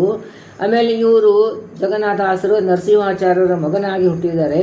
ಅದರಿಂದ ಸಾತ್ವಿಕರಿಗೆ ಪರಮ ಉಪಕಾರ ಮಾಡಿದ್ದಾರೆ. ಪರಮ ಉಪಕಾರ ಅಂತ ಹೇಳಿದ್ದಾರೆ. ನೋಡಿ, ಅವ್ರು 2 ವರ್ಷದ ಹಿಂದೆ ಮಾಡಿದಂಥ ರಚನೆ ಅವ್ರು ಹೋಗ್ಬಿಟ್ಟಿದ್ದಾರೆ. ಅದು ಕೂಡ ಅವ್ರ ಹೆಸರಿದ್ದೆ, ಅವ್ರ ಗ್ರಂಥ ಇದೆ. ಅಂದರೆ ಅವ್ರ ಗ್ರಂಥದ ದ್ವಾರ ನಮಗೆ ಎಷ್ಟು ಮಾರ್ಗದರ್ಶನ ಆಗ್ತಾ ಇದೆ. ಅದಕ್ಕೆ ಈ ಸಜ್ಜನನಿಗೆ ಇದು ಎಷ್ಟು ಉಪಕಾರ ಮಾಡಿದ್ದಾರೆ ಇವರು ಅಂತ ತಿಳ್ಕೊಂಡು ಇಲ್ಲಿ ಶ್ರೀಧರ ವಿಠಲದಾಸರು ಹೇಳ್ತಾ ಇದ್ದಾರೆ. ಆಮೇಲೆ ಇದು ಹಿಂದೆ 15 ನುಡಿಯಲ್ಲಿ ಹೇಳ್ತಾ ಇದ್ದಾರೆ. ಹಿಂದಕ್ಕೆಲ್ಲ ಏನು ಪದ್ಧತಿ ಇರ್ತಿತ್ತು, ಒಂದು ಶಿಷ್ಯರ ಇದು ಆಧ್ಯಾತ್ಮಿಕವಾದಂಥದ್ದು ಕಲೀಲಿಕ್ಕೆ, ಶಾಸ್ತ್ರ ಕಲೀಲಿಕ್ಕೆ ಅಂತ ಯಾರೊಬ್ಬರು ಬಂದರೆ ಗುರುಗಳು ಪರೀಕ್ಷೆ ಮಾಡ್ತಿದ್ರಂತೆ. ಒಂದು ಗಿಡಮೂಲಿಕೆ ಕೊಟ್ಬಿಟ್ಟು ಅವ್ರಿಗೆ ತಿನ್ನಿಸ್ತಿದ್ರಂತೆ. ಅದನ್ನು ತಿನ್ನಿಸ್ಕೊಂಡ್ಬಿಟ್ಟು ಅದನ್ನು ದಕ್ಕಿಸಿದರೆ ಅವ್ರ ಮೆಂಟಲ್ ಕೆಪಾಸಿಟಿ ಇದೆ, ಅವ್ರಿಗೆ ಈ ಶಾಸ್ತ್ರವನ್ನು ತಿಳ್ಕೊಳ್ಳೋಷ್ಟು ಶಕ್ತಿ ಇದೆ, ಅಧ್ಯಯನ ಮಾಡಲಿಕ್ಕೆ ಶಕ್ತಿ ಇದೆ, ತಿಳ್ಕೊತಿದ್ರಂತೆ. ಅದೇ ರೀತಿಯಾಗಿ ಇದನ್ನು ನಮಗೆ ಹರಿಕಥಾನುಸಾರ ನಮಗೆ ಶ್ರವಣದಿಂದ ಆನಂದ ಆಗಬೇಕು, ಆನಂದಭರಿತವಾಗಿ ಆಗಬೇಕು, ಸಂತೋಷ ಆಗಬೇಕು. ಆವಾಗ ನಮಗೆ ಈ ಗ್ರಂಥವನ್ನು ಕೈ ಹಿಡಿಲಿಕ್ಕೆ ಅಧ್ಯಯನ ಮಾಡಲಿಕ್ಕೆ ಅರ್ಹತೆ ಇದೆ ಅಂತ ತಿಳ್ಕೋಬೇಕು. ಸುಮ್ಮನೆ ಕಾಂಪಿಟೇಷನ್ಗೆ ಬಿದ್ದುಬಿಟ್ಟು ಎಲ್ಲರೂ ಅಧ್ಯಯನ ಮಾಡ್ತಾರೆ, ನಾನು ಮಾಡ್ತೇನೆ, ಅವ್ರು ಪಾರಾಯಣ ಮಾಡ್ತಾರೆ, ನಾನು ಮಾಡ್ತೀನಿ, ಅವ್ರು ಇಷ್ಟು ಮಾಡಿದರೆ ನಾನು ಇಷ್ಟು ಮಾಡ್ತೇನೆ ಅಂತ ಈ ರೀತಿ ಮಾಡಿದರೆ ಅದು ಅಂಥವ್ರಿಗೆ ಜ್ಞಾನ ದಕ್ಕುವುದಿಲ್ಲ ಅಂತ ಹೇಳ್ತಾರೆ. ಗರ್ವ ಬಂದುಬಿಡ್ತದೆ ಅಂತ. ಇದು ಭಾಳ ಎಚ್ಚರವಾಗಿರಬೇಕು, ಭಾಳ ಎಚ್ಚರವಾಗಿರಬೇಕು. ಈ ನಾವು ಪಾಠ ಹೇಳೋರಾಗಲಿ, ವಿಶೇಷವಾಗಿ ಪಾಠ ಹೇಳೋರು ಭಾಳ ಎಚ್ಚರಾಗಿರಬೇಕು. ಎಲ್ಲರೂ ಹೊಗಳ್ತಾರೆ, ಇನ್ನೂ ಚೆನ್ನಾಗಿ ಹೇಳಿದ್ರು, ಹೌದು, ಅವ್ರ ಕರ್ತವ್ಯ. ಗುರುಗಳದ್ದು ಒಂದು ಉಪದೇಶ ಮಾಡಿರ್ತಾರೆ, ಅದನ್ನು ಹೊಗಳೋದಾಗಲಿ ಅಥವಾ ಒಂದು ಅಪ್ರಿಷಿಯೇಟ್ ಮಾಡೋದು ಅರ್ಥ ಕರ್ತವ್ಯ, ಅವ್ರಿಗೆ ಖುಷಿಯಾಗಿರ್ತದೆ ಹೇಳ್ತಾರೆ. ಆದರೆ ಅದರಿಂದ ನಾವು ಪಾಠ ಹೇಳೋರು ಬಹಳ ಎಚ್ಚರ. ನಾವು ಶ್ರೇಯಾಗಿ ಹಗಲೆಲ್ಲ ಹೇಳ್ತಾ ಇರ್ತೀನಿ, ಭಾಳ ಎಚ್ಚರವಾಗಿರಬೇಕು ನಾವು. ಇದರಿಂದ ನಮಗೆ ಗರ್ವ ಬಂದುಬಿಟ್ರೆ ನಾವು ಇದು ಹರಿಕಥಾನುಸಾರ ಮಾಡಿದಂಥ ಶಾಸ್ತ್ರ ತಲೆ ಉಳಿಯೋದಿಲ್ಲ, ಹೊರಟೋಗ್ಬಿಡ್ತದೆ. ಅದನ್ನೆಲ್ಲ ಪೂರ್ತಿ ಖಾಲಿ, ನಾವು ಚಾಳಣಿಯಲ್ಲಿ ನೀರು ಹಾಕಿದಂಗೆ ಈ ಜ್ಞಾನವೆಲ್ಲ ಸೋರೋಗ್ಬಿಡ್ತದೆ. ಅದಕ್ಕೆ ನಾವು ಇದನ್ನು ಸರಿಯಾಗಿ ಅಧ್ಯಯನ ಮಾಡ್ತಾ ಇದ್ದರೆ ಇದನ್ನು ಶ್ರವಣದಿಂದ ನಮಗೆ ಆನಂದ ಆಗಬೇಕು, ಗರ್ವ ಬರಬಾರ್ದು. ಆವಾಗ ಈ ಜ್ಞಾನವನ್ನು ಅಭಿವೃದ್ಧಿ ಆಗ್ತಿಲ್ಲದ್ರೆ ಆಗುವುದಿಲ್ಲ. ಅಂತಃಕರಣ ಶುದ್ಧ ಇರಲೇಬೇಕು. ಅದಕ್ಕೆ ನಾನು ಪದೇ ಹೇಳ್ತೀನಿ, ಪಾಠ ಹೇಳೋರು ಬಹಳ ಎಚ್ಚರವಾಗಿರಬೇಕು, ಗರ್ವ ಬರಬಾರ್ದು. ನನಗೆ ಬಹಳ ಜ್ಞಾನವಿದೆ ಅಂತ ಈ ಭಾವನೆ ಬರಬಾರ್ದು. ಈ ಬಾಯಲ್ಲೇ ಹೇಳ್ತೀವಿ, ಪಂಡಿತರು ಶ್ರೀನಿವಾಸಾಚಾರ್ಯ ಹೇಳ್ತಾ ಇರ್ತಾರೆ, ಇವಾಗೇನೋ ನೀವು ಭಾಳ ಚೆನ್ನಾಗಿ ಹೇಳ್ರಿ, ನಾನೇನು ಹೇಳ್ರಿ, ದೇವ್ರು ಹೇಳಿಸಿದ್ದು ಅಂತ ಬಾಯಲ್ಲಿ ಹೇಳ್ತೀವಿ. ಆದರೆ ಮನಸ್ಸಿನಲ್ಲಿ ಎಲ್ಲೋ ಮೂಲೆಯಲ್ಲಿ ಪಿಶಾಚ ಕೂತಿರ್ತಾರೆ, ಖುಷಿ ಆಗ್ತಿರ್ತದೆ, ಹೌದು ನನಗೆ ಹೊಗಳ್ತಾ ಇದ್ದಾರಲ್ಲ ಅಂತಂದ್ಬಿಟ್ಟು. ಅದಕ್ಕೆ ನಾವು ಬಲಿ ಆಗಬಾರ್ದು. ಅದು ಭಾಳ ಎಚ್ಚರವಾಗಿರಬೇಕು ನಾವು. ಆಮೇಲೆ ಇಲ್ಲಿ 17 ನುಡಿಯಲ್ಲಿ ಪ್ರೀತಿಯಿಂದ ಭಕ್ತಿಯಿಂದ ಕಾವ್ಯ ಒಂದು ಅಕ್ಷರ ನಾವು ಓದಿದರೆ ಕೇಳಿದರೆ ಇದು ದೇವತೆಗಳಿಗಿಂತಲೂ ಶ್ರೇಷ್ಠ ಅನಿಸ್ಕೊಳ್ತೀವಿ. ಅದು ನೋಡಿ, ಅಧಿಕ ಮಾಸದಲ್ಲೇ ನಾವು ಪೂರ್ತಿ ಗ್ರಂಥವನ್ನು ದಿನನಿತ್ಯ ಪಾರಾಯಣ ಮಾಡಿದ್ದೀವಿ. ಇಡೀ ಗ್ರಂಥವನ್ನು ತಿಂಗಳಲ್ಲಿ ನಾವು ಅವಲೋಕನ ಮಾಡಿದ್ದೀವಿ. ಇದು ಗುರುಗಳ ಎಷ್ಟು ಅನುಗ್ರಹ ನಾವು ಸ್ಮರಣೆ ಮಾಡಬೇಕು. ನಮ್ಮ ಯೋಗ್ಯತೆ ಇದೆಯಾ? ನಮಗೆ ಇಲ್ಲ. ಆದರೆ ಗುರುಗಳ ಅನುಗ್ರಹದಿಂದ ನಾವು ಇಷ್ಟು ಮಾಡಿದ್ದೀವಿ, ಇಲ್ಲ ಮಾಡಿಸಿದ್ದಾರೆ, ಗುರುಗಳು ಮಾಡಿದ್ದಾರೆ. ಅದಕ್ಕೆ ಇಲ್ಲಿ ದೇವತೆಗಳು ಅನ್ಸ್ಕೋತಿದೆ ಅಂತ ಹೇಳ್ತಾರೆ. ಅದೇ ನಾನೇನು ದೇವತೆಗಳಾಗಲಿಲ್ಲ, ಆದರೆ ಅಷ್ಟು ಲೆವೆಲಕ್ಕೆ ನಮಗೆ ಭಗವಂತ ಇರಿಸ್ಕೊಂಡು ಹೋಗ್ತಾನೆ ಅಂತ. ದೇವತೆಗಳ ಸ್ಥಾನ ನಮ್ಮ ಮನುಷ್ಯರಿಗೆ ಇಲ್ಲ, ಆದರೆ ಅಷ್ಟು ಆ ಲೆವೆಲಿಗೆ ನಮಗೆ ಅಷ್ಟು ಆನಂದವನ್ನು ಕೊಡ್ತಾನೆ ಭಗವಂತ ಅಂತ. ಆಮೇಲೆ ಇಲ್ಲಿ ಮುಂದೆ ಇದೆಲ್ಲ ಇದು 16 ನುಡಿ ಆಯಿತು. ಇನ್ನು 17 ನುಡಿಯಿಂದ ಭಾಳ ಸ್ವಾರಸ್ಯವಾಗಿದೆ. ಅದಕ್ಕೆ ನಾನು ನೋಟ್ಸ್ ಬರೆದಿಲ್ಲ, ಇದು ನುಡಿ ನೋಡ್ಕೊಂಡೇ ಹೇಳ್ತೀನಿ. ಇದು ಒದ್ದಿ ಬಹಳ ಅಪತ್ಯಗಳನ್ನು ಬರ್ತಾ ಇದೆ. 17 ನುಡಿ ಹೇಳಿದ್ದಾರೆ. ಒತ್ತಿ ವಿಗ್ರಹಗಳ ತಳೆಯುವ ಅಪಮೃತ್ಯುವಿಗೆ ಮರಿ ಮಾಡಿ, ಅಪಮೃತ್ಯುಗಳು ತಡಿತಾರೆ ಅಂತ. ಅಪಮೃತ್ಯು ಅಂತಂದ್ರೇನು? ನಮಗೆ ಇಷ್ಟವಾದಂಥದ್ದು ಇವತ್ತು ಭಾಳ ಲೇಟ್ ಆಯಿತು, ಆದರೂ ಕೊನೆ ದಿವಸ ಹೇಳ್ಬಿಡ್ತೀನಿ. ಇಲ್ಲಿ ನಮಗೆ ಅಪಮೃತ್ಯು ಅಂತ ನಾವು ದೊಡ್ಡವರು ಏನೋ ನಿಂದನೆ ಮಾಡಿರ್ತೀವಿ, ಅದರಿಂದ ನಮಗೆ ಆಯುಷ್ಯ ಕಡಿಮೆ ಆಗಿಬಿಡ್ತದೆ. ಇದು ಜಗನ್ನಾಥದಾಸರೇ ಉದಾಹರಣೆ ಇದ್ದಾರೆ. ಅದಕ್ಕೆ ನಾವು ಸತತವಾಗಿ ಹರಿಕಥಾನುಸಾರ ಪಾರಾಯಣ ಮಾಡ್ತಾ ಇದ್ರೆ ಅಪಮೃತ್ಯು ಪರಿಹಾರ ಆಗ್ತದೆ. ಯಮದೂತರು ಬಂದು ನಮ್ಮ ಮುಟ್ಲಿಕ್ಕೆ ಹೆದರ್ತಾರಂತೆ. ಸೊ ನಮಗೆ ಇವಾಗ ಖಂಡಿತವಾಗಿ ನಾವು ಇವಾಗ ಯಮದೂತರು ಬರ್ತಾರೆ, ತೊಂದರೆ ಕೊಡ್ತಾರೆ ಅಂತ ಭಯ ಖಂಡಿತವಾಗಿ ನಾವು ಇರಲೇಬಾರ್ದು. ಯಾಕಂದರೆ ಸತತವಾಗಿ ನಾವು ಎಷ್ಟು ವರ್ಷದಿಂದ ನಮ್ಮ ಗ್ರೂಪಲ್ಲಿ 4 ವರ್ಷ, ಅದಕ್ಕಿಂತ ಮುಂಚೆ ಎಷ್ಟು ವರ್ಷದಿಂದ ಎಲ್ಲ ಪಾರಾಯಣ ಮಾಡ್ತಾ ಇದ್ದೀವಿ. ಸೊ ಹರಿಕಥಾಮೃತ ಸಾರ ನಾವು ದಿನನಿತ್ಯ ಪಾರಾಯಣ ಮಾಡ್ತಾ ಇದ್ದೀವಿ ಅಂತಾರೆ ನಮಗೆ ಧೈರ್ಯವಾಗಿ ಇರಬೇಕು. ನಮಗೆ ಯಮದೂತರು ನಮಗೆ ಬರಲಿ ಸಾಧ್ಯವಿಲ್ಲ, ಇಷ್ಟು ದೂತರೇ ಬರ್ತಾರೆ ನಮಗೆ, ಮರಣ ಅಂತ ಖಚಿತ, ಮರಣಕ್ಕೆ ಹೆದರಲೇಬಾರ್ದು, ಬರಲಿ ಅವರು ಬರಲಿ, ನಾವು ಕರ್ಕೊಂಡು ಹೋಗಲಿ, ಮುಂದಿನ ನಮಗೆ ಎಷ್ಟೋ ಜನ್ಮ ಕೊಡಲಿ ಅಂತ ಪ್ರಾರ್ಥನೆ ಮಾಡಬೇಕು. ಆಮೇಲೆ ಸಕಲ ಸಿದ್ಧಿಗಳಾಗ್ತದೆ. ನಾವು ಏನೇನೋ ನಾವು ಒಂದು ಸಂಕಲ್ಪ ಮಾಡ್ತೀವಿ, ಭಗವಂತ ಪೂರ್ತಿ ಮಾಡ್ತಾನೆ ಅಂತ. ಆಮೇಲೆ ವನೂರ ಹೇಕ್ಷಣ ನೃತ್ಯ ಮಾಡುವವನ ಮನೆಯವಳು. ಏನು ರೀ ನಮಗೆ ಇನ್ನು ಏನು ಬೇಕು ಹೇಳಿ ನಮಗೆ? ಭಗವಂತ ಹರಿಕಥಾಸ ಪಾರಾಯಣ ಮಾಡಿದರೆ ಭಗವಂತ ಬಂದು ಖುಷಿಯಿಂದ ನಮ್ಮಲ್ಲಿ ಬಂದು ಕುಡಿಯುತ್ತಾರೆ ಅಂತ. ನಮಗೆ ಇನ್ನೇನು ಬೇಕು?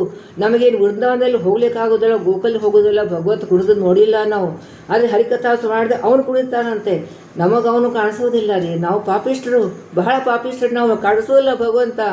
ಆದರೆ ನಾವು ಹರಿಕಥಾಂಸ ಪಾರಾಯಣ ಮಾಡಿದರೆ ಅವನು ನಮ್ಮನಿಗೆ ಬಂದು ಕುಡಿಯುತ್ತಾರೆ ಅಂತಾರೆ. ದಿನ ಅನ್ನೋಣ ಈಗ 4 ವರ್ಷ ಹೇಳ್ತಾ ಇದ್ದೆ, ಇನ್ನಷ್ಟು ಮುಂದೆ ಹೇಳ್ಕೊಂಡು ಹೋಗೋಣ ನಾವು. ಆಮೇಲೆ 18 ನುಡಿ ಹೇಳ್ತಾ ಇದ್ರೆ ಆರೋಗ್ಯ, ಆಯುಷ್ಯ, ಯಶ, ಧೈರ್ಯ, ಬಲ, ವಿಜ್ಞಾನ ಇದೆಲ್ಲ ಕೊಡ್ತಾನೆ, ಸಹಾಯ ಕೊಡ್ತಾನೆ, ಶೌರ್ಯ ಕೊಡ್ತಾನೆ, ಆದೂರ್ಯ ಕೊಡ್ತಾನೆ, ಗುಣಗಂಭೀರ ಕೊಡ್ತಾನೆ, ಎಲ್ಲ ಕೊಡ್ತಾನೆ. ಒಂದು ಅಧ್ಯಾಯ ಪಠಿಸಿದ ಮಾತ್ರಕ್ಕೆ ಅಂತ ಹೇಳ್ತಾ ಇದ್ದಾರೆ. ನಾವು ದಿನನಿತ್ಯವಾಗ ನೋಡಿ 33 ಸಂಧಿ ಪಾರಾಯಣ ಮಾಡಿದ್ದೀವಿ. ಒಂದು ಅಧ್ಯಾಯ ಪಠಿಸಿದ ಮಾತ್ರಕ್ಕೆ ನಮಗೆ ಶ್ರವಣವಿಲ್ಲದೆ ಹರಿಕಥಾಂಸ ಸುಜನಿಗೆ ಇದು ಶ್ರವಣ ಮಾಡೋಕ್ಕೆ ಯೋಗ್ಯತೆ ಇಲ್ವಾ? ನಮಗೆ ಇದೆ ನಮಗೆ. ಸೊ ಅದಕ್ಕೆ ಭಗವಂತ ಬಂದು ನಾವು ಇವಾಗ 30 ದಿವಸ ನಾವು 30 ಸಂಧಿ ಪಾರಾಯಣ ಮಾಡಿದ್ದೀವಲ್ಲ, ಭಗವಂತ ಕುಣಿತಾ ಇದ್ದಾನೆ ನೋಡಿ, ನಮ್ಮ ಸುತ್ತಮುತ್ತ ಕುಡಿತ. ಅದಕ್ಕೆ ನಮಗೆ ಮನಸ್ಸಿಗೆ ನೆಮ್ಮದಿ ಇದೆ, ಶಾಂತಿಯಾಗಿದೆ, ಖುಷಿಯಾಗಿದ್ದೀವಿ. ಯಾಕೆ ಖುಷಿಯಾಗಿದ್ದೀವಿ? ನಾವು ಭಗವಂತ ನಮ್ಮ ಮನೇಲಿ ಕುಣಿತಾ ಇದ್ದಾನೆ ಅಂತ. ಆಮೇಲೆ 19 ನುಡಿಯಲ್ಲಿ ಕುರುಡು ಕಂಗಳ ಪಡೆಯುವ ಬದಿರಗೆ 2 ಕಿವಿ ಕೇಳಬಹುದು ಬೇಳೆಯದೆ ಅಂತ ಹೇಳ್ತಾರೆ. ಕುರುಡಿಗೆ ಕಿವಿ ಬರುತ್ತೆ, ನಮ್ಮ ಕಿವಿ ಇವೆ, ಆದರೆ ನಾವು ಕಿವಿ ಇಲ್ಲವೇ ಇಲ್ಲಿ ಕೇಳೋದಿಲ್ಲ. ಯಾಕಂದರೆ ಭಗವಂತ ಶ್ರವಣ ಹರಿಕಥಾಂಸಾರ ಪಾರಾಯಣ ಮಾಡಿದ್ರಿಂದ ಭಗವಂತ ಕಥೆಗಳು ಶ್ರವಣ ಮಾಡಲಿಕ್ಕೆ ನಮ್ಮ ಭಗವಂತ ಅನುಕೂಲ ಮಾಡಿಕೊಡ್ತಾನೆ. ಈ ಗ್ರಂಥದ ಮಹಿಮೆ ಅಷ್ಟಿದೆ ರೀ, ಆ ಮಹಿಮೆ ಅಷ್ಟಿದೆ. ಈಗ ಸುಮ್ಮನೆ ಪಾರಾಯಣ ನನ್ನ ಸ್ವಂತ ಅನುಭವ ಇದೆ. ನಾನು ಮೊದಲು ಏನೂ ತಿಳಿಯುತ್ತಿದ್ದಿಲ್ಲ. ನಮ್ಮ ಗುರುಗಳು ಹೇಳಿದರು ಸುಮ್ಮನೆ ಪಾರಾಯಣ ಮಾಡ್ಕೊಂಡು ಹೋಗ್ರಿ ಅಂತ. ಸುಮ್ಮನೆ ಏನೂ ತಿಳಿಯುತ್ತಿದ್ದಿಲ್ಲ, ಒಂದು ಅಕ್ಷರ ತಿಳಿಯುತ್ತಿದ್ದಿಲ್ಲ, ಸುಮ್ಮನೆ ಗಣ ಹೇಳ್ತಾರಲ್ಲ ಹಾಗೆ ನಾವು ಹೇಳ್ಕೊಂಡು ಹೋಗ್ತಿದ್ದೆ. ಉಪದೇಶ ಮಾಡೋರು ಸಿಕ್ಕರು, ಅರ್ಥ ಹೇಳೋರು ಸಿಕ್ಕರು, ಪುಸ್ತಕ ಸಿಕ್ತು, ಅಧ್ಯಯನ ಆಯ್ತು. ಭಗವಂತ ಇಷ್ಟು ಮೇಲೆ ಇರಿಸಿದ್ದಾನೆ. ಯಾಕೆ? ಬರೀ ಹರಿಕಥಾಂಸಾರ ಪಾರಾಯಣ ಮಾಡಿದ್ದಕ್ಕೆ. ಅದಕ್ಕೆ ಆಮೇಲೆ ಬರುಡು ಹೈನಾಗುವುದು ಅಂತ ಹೇಳ್ತಾರೆ. ಬರುಡು ಅಂತಂದ್ರೇನು? ಈಗ ಆಕಳಿಗೆ ಹಾಲು ಸಿಗ್ತದೆ, ಹಾಲು ಕೊಡ್ತಿರಲಿಲ್ಲ, ಅದು ಹೈನಾಗ್ತದೆ ಅಂದ್ರೇನು? ನಮ್ಮ ಮನಸ್ಸು ಅಷ್ಟು ಒಂದು ಬುರುಡಾಗ್ಬಿಟ್ಟಿದೆ, ನಮಗೆ ಭಗವಂತ ಸ್ಮರಣೆ ಬರುವುದೇ ಇಲ್ಲ. ಅಂಥದ್ದು ಭಗವಂತ ಸ್ಮರಣೆ ಬರೋ ಹಾಗೆ ಹಂಗೆ ಹಾಲು ಹಿಂಡುವಂಗೆ ಬರ್ತದೆ ನಮಗೆ. ಅಷ್ಟು ನಮಗೆ ಹೈನಾಗುವುದು. ಕಿವಿಗಳನ್ನು ನಾವು ಕಿವುಡಾಗಿರ್ತೀವಿ, ಅದು ನಮಗೆ ಕಿವಿ ಕೆಲಸ ಮಾಡ್ತಾನೆ. ಕುರುಡರಾಗಿರ್ತೀವಿ, ಅದು ನಮಗೆ ಕಣ್ಣು ಕಾಣಿಸೋ ಮಾಡ್ತಾನೆ. ಭಗವಂತನ ಚಿಂತನೆ, ಭಗವಂತನ ಸ್ಮರಣೆ ಬರೋ ಹಾಗೆ ಮಾಡ್ತಾನೆ ಭಗವಂತ ಅಂತಿಕೊಂಡೆ. ಪ್ರತಿದಿನ ಹುರುಳಿಲಾದರೂ ಹರಿಕಥಾಮೃತ ಸಾರವನ್ನು ಪಡಿಸಿ ಇರ್ತದೆ. ಅದಕ್ಕೆ ಒಳ್ಳೆ ನಾವು ದೃಢವಾಗಿ ನಾವು ಮಾಡಬೇಕು ಅಂತ. ಆಮೇಲೆ ಇದು ನಿರ್ಜರ ತರಂಗಣಿ ಅನುದಿನ ಮಜ್ಜನಾದಿ ಸಮಸ್ತ ಕರ್ಮ ವಿರಜಿತ ಆಶಾ ಪಾಶದಿಂದ ಮಾಡಿದ ಅಧಿಕ ಫಲ. ಅದು ನಮಗೆಲ್ಲ ಇದು ನಾವು ನಿರ್ಗಾಜವಾದಂಥ ಭಕ್ತಿ ಭಗವಂತನಲ್ಲಿ ಮಾಡಬೇಕು. ಆಮೇಲೆ ಸಜ್ಜನರ ಶಿರದೂಗುವ ನದಿ, ಅಂದರೆ ಸಜ್ಜನರು ಅಂತಂದರೆ ಜ್ಞಾನಿಗಳನ್ನು, ಇದನ್ನು ಹರಿಕಥಾಂಸಾರ ಪಾರಾಯಣ ಮಾಡ್ತಿದ್ರೆ ಅವ್ರಿಗೆ ನಾವು ಖುಷಿಯಿಂದ ಹಿಂಗೆ ಮಾಡ್ತೀವಿ. ಒಳ್ಳೆ ಹಾಳು ಕಳಿದ್ರೆ ಹಿಂಗೆ ಮಾಡ್ತೀವಲ್ಲ, ಹಂಗೆ ನಾವು ಹರಿಕಥಾಂಸಾರ ಪಾರಾಯಣ ಮಾಡಿ ಸಜ್ಜನ ತಿರುಗಿತು. ಸಜ್ಜನರು ಯಾರು? ರಾಘವೇಂದ್ರ ಸ್ವಾಮಿಗಳು, ಟೀಕಾರಾಯರು, ಸತ್ಯಾತ್ಮ ತೀರ್ಥರು. ನನಗೆ ಅನುಭವ ಇದೆ ರೀ, ಧೈರ್ಯ ತಟ್ಟಿ ಹೇಳ್ತೀನಿ. ಹರಿಕಥಾಂಸಾರ ನಾನು ಅಧಿಕ ಪ್ರಾಸ ದಿನನಿತ್ಯ 3 ಸಂಧಿ ಪಾರಾಯಣ ಮಾಡಿದ್ರು ಅಂತಂದರೆ ಅವ್ರು ಸಿರಿದೂಗಿನ ದಕ್ಷತೆ ಕೊಟ್ಟರು. ಈ ಗ್ರಂಥ ನಿಮಗೆ ವಿಶೇಷ ಅನುಗ್ರಹ ಆಗಲಿ ಅಂತ ಅವ್ರ ಬಾಯಲ್ಲಿ ಬಂದದ್ದಕ್ಕೆ ಇಷ್ಟ ಆಗ್ತಾ ಇದ್ದಾರೆ. ಇಲ್ಲಿ ನಾನೇನು ಯೋಗ್ಯತೆ ಇದೆ? ಇದು ಅವರ ಆಶೀರ್ವಾದ, ಸತ್ಯಾತ್ಮ ತೀರ್ಥ ಆಶೀರ್ವಾದದಿಂದ ಆಗಿದ್ದಂಥ ಇದು. ಆಮೇಲೆ ಇದು ಸತಿಯರಿಗೆ ಪತಿ ಭಕ್ತಿ. ನಾವೆಲ್ಲರೂ ಹೇಳ್ತೀವಿ, ಬರೀ ನಾವು ಗಂಡನ ಅಧೀನನಾಗಿರಬೇಕೇನು ಅಂತ ತಿಳ್ಕೊಂಡು ಅದು ಸ್ಪಷ್ಟವಾಗಿ ಕೊಟ್ಟಿದ್ದಾರೆ. ಗಂಡ ಹೆಂಡತಿ ನೋಡು ಅನ್ಯೋನ್ಯವಾಗಿ ಇರಬೇಕು, ಇಬ್ಬರು ಒಬ್ಬರದ್ದು ತಿಳುವಳಿಕೆ ಇರಬೇಕು ಅಂತ ಹೇಳ್ತಾ ಇದ್ದಾರೆ. ಇಂತು ಎಂತು ವರ್ಣಿಸಳಿಯಲ್ಲಿ ಭಗವಂತ ಅಮಲ ಗುಣವಾದ ನಾನು ಏನು ಇಷ್ಟೆಲ್ಲ ಹೇಳ್ತಾ ಇದ್ದಾರೆ. ಏನು ವರ್ಣನೆ ಮಾಡಲಿಕ್ಕೆ ಸಾಧ್ಯ ಇದೆ? ಈ ಗ್ರಂಥ ವರ್ಣನೆ ಮಾಡಲಿಕ್ಕೆ ಆಗೋದಿಲ್ಲ ನನಗೆ ಅಂತ ಶ್ರೀಧರ ವಿಠಲದಾಸ್ ಹೇಳ್ತಾ ಇದ್ದಾರೆ. ಇದು ಪೂರ್ಣ ಬೋಧರ ಮತವ ಹೊಂದಿದರ, ಇದು ಪೂರ್ಣ ಮಧ್ವಾಚಾರ್ಯರ ಮತದಂತೆ ಮತವನ್ನು ಸಮ್ಮತವಾಗಿದ್ದಂಥ ಇದು ಚಿಂತನೆಗೆ ಬಪ್ಪಂತೆ ಬಹು ದೃಷ್ಟಾಂತ ಪೂರ್ವವಾಗಿ ಬೆಳೆದ ಅನೇಕ ಉದಾಹರಣೆಗಳನ್ನು ನಾವು ಸ್ಪೆಷಲಿ ಇದು ಹೆಂಗಸರಿಗೋಸ್ಕರ ಮಾಡಿದ್ದಾರೆ. ಅದಕ್ಕೆ ಹೆಂಗಸರಷ್ಟೇ ಓದಬೇಕಂತೇನಿಲ್ಲ, ಗಂಡಸರು ವಿಶ್ವಾಸ ಬರೆದವರು ಗಂಡಸರು, ಉಪದೇಶ ಮಾಡೋರು ಗಂಡಸರು, ನಮಗೆ ಪಾಠ ಹೇಳೋರು ಗಂಡಸರು. ಅಂತಂದರೆ ಗಂಡಸರು ಓದಲೇಬೇಕು. ಅದು ಹೆಂಗಸರಿಗೋಸ್ಕರ ಯಾಕಂತಂದರೆ ಹೆಂಗಸರಿಗೆ ವೇದ ಓದಲಿಕ್ಕೆ ಅಧಿಕಾರ ಇಲ್ಲ, ಇದು ಹೆಂಗಸರಿಗೆ ವೇದ ಸಮಾನ ಅಂತ ಅದಕ್ಕೆ ಹೇಳಿದ್ರು ಹೆಂಗಸರಿಗೋಸ್ಕರ. ಅದಕ್ಕೆ ಗಂಡಸರು ಓದಬಾರ್ದು ಅಂತಿಲ್ಲ. ಈ ಗಂಡಸರು ವೇದ ಎಲ್ಲಿ ಓದ್ತಾರೋ ರೀ, ಇದನ್ನೇ ಓದಲಿ. ಅದಕ್ಕೆ ಅಷ್ಟೇ ನರರೆಂದು ಬಗ್ಗೆ ನಿರಭಾಗಿಗಳು ಅಂತ. ಆಮೇಲೆ ಮಣಿ ಖರ್ಚಾತು ವರ್ಣ ಮಾಡಬಾರ್ದು. ಅದು ಮಾಣಿಕ್ಯದಂಥ ಒಂದು ಮರದಲ್ಲಿ ಒಂದು ಊಟವನ್ನು ಹಸಿವಾದಾಗ ಊಟ ಬಡಿಸ್ಕೊಟ್ರೆ ಎಷ್ಟು ಸಂತೋಷದಿಂದ ನಾವು ತಿನ್ಬಿಟ್ಟು ಸಂತೋಷ ಪಡ್ತಾನೆ. ಹಾಗೆಯೇ ಇದು ಕೃತಿ ಒಂದು ಸ್ವಜ್ಜನರಿಗೆ ಇದು ಯಾರು ಇದು ಉಣ್ತಾರೋ ಅಷ್ಟು ಆನಂದ ಆಗ್ತದೆ. ಅಂದರೆ ಹಸಿದವನಿಗೆ ಊಟ ಕೊಟ್ಟರೆ ಎಷ್ಟು ಖುಷಿ ಆಗ್ತದೋ ಅಷ್ಟು ಸುಜನರಿಗೆ ಈ ಗ್ರಂಥವನ್ನು ಪಾರಾಯಣ ಮಾಡಿದ್ರಿಂದ ಅಧ್ಯಯನ ಮಾಡಿದ್ರಿಂದ ಅಷ್ಟು ಸಂತೋಷ ಆಗ್ತದೆ. ಇದು ಅಷ್ಟು ಶ್ರೇಷ್ಠವಾದಂಥ ಕೃತಿ ಇದು. ಅದು ಜಗನ್ನಾಥದಾಸ ನಮಗೆ ಬಡಿಸಿ ಕೊಟ್ಟಿದ್ದಾರೆ ಅಂತ. ನಾವು ಒಂದು ಊಟ ಬಡಿಸ್ಕೊಟ್ರೆ ಎಷ್ಟು ಸಂತೋಷ ಆಗ್ತದೆ. ಅವರು ನಮಗೆ ಇದನ್ನು ಊಟವನ್ನು ಬಡಿಸಿಕೊಟ್ಟಿದ್ದಾರೆ, ಈ ಗ್ರಂಥವನ್ನು ಸರಳವಾಗಿ ಬಡಿಸ್ಕೊಟ್ಟಿದ್ದಾರೆ. ನಾವು ಅದನ್ನು ಸ್ವೀಕಾರ ಮಾಡಬೇಕು, ಸಂತೋಷದಿಂದ ಮಾಡಬೇಕು, ಖುಷಿಯಿಂದ ಮಾಡಬೇಕು ಅಂತ ಹೇಳ್ತಾರೆ. ಇನ್ನು ದುಷ್ಟರೆನ್ನದೆ ಇನ್ನು 23 ನುಡಿಯಲ್ಲಿನ ಮಣಿ ಖಚಾನ್ ಹರಿವಾಣದಲ್ಲಿ ಅದು ಇಲ್ಲಿ ಅಲ್ಲಿ ನೈವೇದ್ಯ ಮಾಡಿದಂಥ ಕೊಡ್ತಾರೆ ಅಂತ. ಊಟ ಇಂಥದ್ದು ಕೊಡಬೇಕು ಅದನ್ನು ಕೂಡ ಇಲ್ಲಿ ಸೂಚನೆ ಕೊಟ್ಟಿದ್ದಾರೆ. ಇಲ್ಲಿ ಹರಿ ಲಕ್ಷ್ಮೀ ವಾಯುಗಳಿಗೆ ಅದು ಅರ್ಪಣೆ ಮಾಡಿದಂಥ ಪದಾರ್ಥ ಇರಬೇಕು, ಸುಭೋಚ ಪದಾರ್ಥ ಇರಬೇಕು. ಇದು ಹರಿಗೆ ಹಸಿವೆ ಆದವರಿಗೆ ಇದು ಕೊಟ್ಟರೆ ಎಷ್ಟು ಸಂತೋಷ ಆಗ್ತದೆ. ಹಾಗೆ ಅದರಂತೆ ಶರಣಾಗತರಾದ ಭಕ್ತರಿಗೆ ಉದಾರ ಭಕ್ತರಿಗಿದ್ದಾರೆ ಉದಾರ ಮನಸ್ಸಿನಿಂದ ಇದು ಶಾಸ್ತ್ರ ಜ್ಞಾನ ಎಂಬ ಊಟ ಬಡಿಸಿ ಕೊಟ್ಟಿದ್ದಾರೆ ಜಗನ್ನಾಥದಾಸರು. ಬಂದರೆ ಎಲ್ಲರೂ ಸೇರಿ ಉಣೋಣ ಇದನ್ನು. ಈ ಊಟವನ್ನು ನಾವು ಮಾಡೋಣ. ದಿನದ ಊಟ ಚಪಾತಿ ಇದ್ದೇ ಇರ್ತದೆ. ಆದರೆ ಈ ಒಂದು ಜ್ಞಾನದಂಥ ಕೊಟ್ಟದಂಥ ಊಟವನ್ನು ನಾವು ಉಣೋಣ. ಆಮೇಲೆ ಇದು 24 ನುಡಿಯಲ್ಲಿ ದುಷ್ಟರು, ಕೆಟ್ಟವರು, ಇವರು ಅಶುದ್ಧರು, ಇವರು ಅಶುದ್ಧ ಕರ್ಮ ಮಾಡೋರು, ಇದು ಶುದ್ಧ ಕರ್ಮ ಮಾಡೋರು, ಹೀಗೆ ಭೇದ ಭಾವ ಮಾಡಬೇಡ್ರಿ ಅಂತ ಹೇಳ್ತಾರೆ. ಇದು ಎಲ್ಲರಿಗೂ ಸಮ್ಮತವಾದಂತಹ ಗ್ರಂಥ. ಈ ಜನ್ಮದಲ್ಲಿ ಅವರೇನು ದುಷ್ಟವನ್ನು ವರ್ತನೆ ಇರ್ಬೋದು, ಆದರೆ ಅವರು ಒಳಗಡೆ ಏನಿದ್ದಾರೆ ನಮಗೆ ಗೊತ್ತಿರೋದಿಲ್ಲ. ಯಾರನ್ನೂ ಅಂದರೆ ಸ್ಪಷ್ಟವಾಗಿ ಹೇಳ್ಬೇಕಂದ್ರೆ ಇದು ಯಾರ್ದೂ ನಿಂದನೆ ಮಾಡಬಾರ್ದು. ನಾವು ಇಷ್ಟು ಪಾರಾಯಣ ಮಾಡ್ತೀವಿ, ಅವರೇನು ಮಾಡ್ತಾರೆ, ಅವರೇನು ಹೋಗ್ತಾರೆ, ಸಹಜವಾಗಿ ನಾವು ಅಂದ್ಬಿಡ್ತೀವಿ. ಅವ್ರ ಒಳಗಡೆ ಏನು ನಡೆದಿರುತ್ತೆ ನಮ್ಗೆ ಗೊತ್ತಿರೋದಿಲ್ಲ. ಸೊ ಅಲ್ಲಿ ಸ್ಪಷ್ಟವಾಗಿ ಹೇಳ್ತಾ ಇದ್ದಾರೆ, ಇದು ಯಾರನ್ನೂ ನಿಂದನೆ ಮಾಡಬಾರ್ದು. ಇದರಲ್ಲಿ ಅವರ ಗುಣಗಳನ್ನು ಎಣಿಸಲಾರದೆ ಶ್ರೀದ ವಿಠ್ಠಲ ಗೋಪಾಲ ಶಬ್ದಾರ್ಥ ಹೇಳಿದ್ದಾರೆ. ಅಜ್ಞಾನ ದೂರ ಮಾಡಿ ಸುಜ್ಞಾನ ಎಂಬ ಸಂಪತ್ತು ಕೊಡುವಂಥ ಗ್ರಂಥ ಇದು. ವೇಣುಗೋಪಾಲ ಶಬ್ದ ಯಾಕೆ ಇಟ್ಟಿದ್ದಾರೆ? ವೇಣುವನ್ನು ಬಾರಿಸಿದರೆ ಹೇಗೆ ಎಲ್ಲ ಭಕ್ತರು ಕೃಷ್ಣ ಹತ್ರ ಬಂದುಬಿಟ್ರು, ಹಾಗೆ ಈ ಗ್ರಂಥವನ್ನು ಅಧ್ಯಯನ ಮಾಡಿದರೆ ನಾವು ಕೃಷ್ಣನ ಹತ್ತಿರ ಆಗ್ತೀವಿ ರೀ. ಕೃಷ್ಣಗೆ ಹತ್ತಿರ ಆಗ್ತೀವಿ ನಾವು. ಅದಕ್ಕೆ ಅದು ಅಧ್ಯಯನ ಭಾಳ ಮಹತ್ವದಂಥದ್ದು. ಇದರ ಮಹಿಮೆ ತಿರ್ಗ ನಾಳೆ ಸಮರ್ಪಣೆ ಮಾಡೋದು ಇನ್ನೂ ಸ್ವಲ್ಪ 1-5 ನಿಮಿಷ ಹೇಳ್ತೀನಿ. ನೀವು ಭಾಳ ಲೇಟಾಗಿದೆ ಇವತ್ತು, ಅದು ಹೇಳೋ ಪ್ರಯತ್ನ ಮಾಡೋಣ. ಇದು ಎಲ್ಲ ಹರಿ ಸರ್ವೋತ್ತಮ, ಸಕಲ ಜೀವರು ಪ್ರತಿಬಿಂಬರು, ಸಕಲ ದೇವತೆಗಳು ಅವನ ದಾಸರು, ಅವನೇ ಪ್ರೇರಕ, ಅವನೇ ನಿಯಾಮಕ ಎಂಬ ಭಾವನೆಯಿಂದ ದಾಸತ್ವವನ್ನು ನಾವು ದಿನ ಹೇಳ್ತೀವಿ. ದಾಸನ್ನ ಮಾಡಿಕೋ ಎನ್ನ ಅಂತ ಹೇಳ್ತೀವಿ. ಅದನ್ನೇ ಇಲ್ಲಿ ಹೇಳಿದ್ದಾರೆ. ಭಗವಂತ ನಮಗೆ ದಾಸ ಅಂತ ನಮಗೆ ನಾವು ಸ್ವೀಕಾರ ಮಾಡಬೇಕು. ಅವರು ಆ ರೀತಿಯಾಗಿ ಹೇಳಬೇಕು. ಸತತ ಹರಿಕಥಾ ಪಾರಾಯಣ ಮಾಡಿದರೆ, ಪಠಣ ಮಾಡಿದರೆ ಭಗವಂತ ನಮಗೆ ದಾಸ ಅಂತ ಸ್ವೀಕಾರ ಮಾಡ್ತಾರೆ. ಇದಕ್ಕಿಂತ ಹೆಚ್ಚಿಗೆ ನಮಗೇನು ಬೇಕು ರೀ? ಅಂತೂ ಈ ಅಧಿಕ ಮಾಸದಲ್ಲಿ ನಿಮತ್ತೆ ಮಾಡಿಕೊಂಡು ದಿನನಿತ್ಯ ಒಂದು ಸಂಧಿಯ ಒಂದು ಸಾರವನ್ನು ನಾವು ನೋಡ್ತಾ ಇದು ನಿಮಗೆ ವಿಶೇಷವಾದಂಥ ಧನ್ಯತೆ ಹೇಳಬೇಕು. ಇದು ವಿಶೇಷವಾದಂಥ ನನ್ನ ಯೋಗ್ಯತೆ ಏನೂ ಇಲ್ಲರಿ. ನಾನು ಭಾಳ ಪಾಪಿಷ್ಟ. ಆದ್ರೂ ಗುರುಗಳ ಅನುಗ್ರಹದಿಂದ ಇಷ್ಟೆಲ್ಲ ಗುರುಗಳು ಹೇಳಿಸಿದ್ದಾರೆ ನನ್ನ ಹತ್ರ ದಿನನಿತ್ಯ ಅಧ್ಯಯನ ಮಾಡಿ. ಇದು ನನಗೆ ಟೈಮ್ ಭಾಳ ಶಾರ್ಟೇಜ್. ನನಗೆ ಭಾಳ ಒಂದು ಸಂಧಿ ಒಳಗೆ ನಾನು 2 ತಾಸು ಅಭ್ಯಾಸ ಮಾಡೋಕ್ಕಾಗ್ತಿತ್ತು. ಟೈಮ್ ಸಾಲಾಗುತ್ತೆ ಓಡಾಡ್ತಿದ್ದೆ ನಾನು. ಅಂಥದ್ರಲ್ಲಿ ಗುರುಗಳ ದೊಡ್ಡ ಅಧ್ಯಯನ ಮಾಡಿಸಿಬಿಟ್ಟು ನನ್ನ ಮಟ್ಟಿಗೆ ಎಷ್ಟಾಗ್ತದೆ ಅಷ್ಟು ಸಣ್ಣ ಮಟ್ಟಿಗೆ ನಾನು ಹೇಳಿದಷ್ಟು ತಿಳಿದದ್ದನ್ನು ಗುರುಗಳು ಸ್ವೀಕಾರ ಮಾಡಲಿ. ಭಗವಂತ ನನ್ನ ಹತ್ರ ಮಾಡ್ಕೊಳ್ಳಿ. ದಾಸನ್ನ ಮಾಡಿಕೋ ಎನ್ನ ಸ್ವಾಮಿ.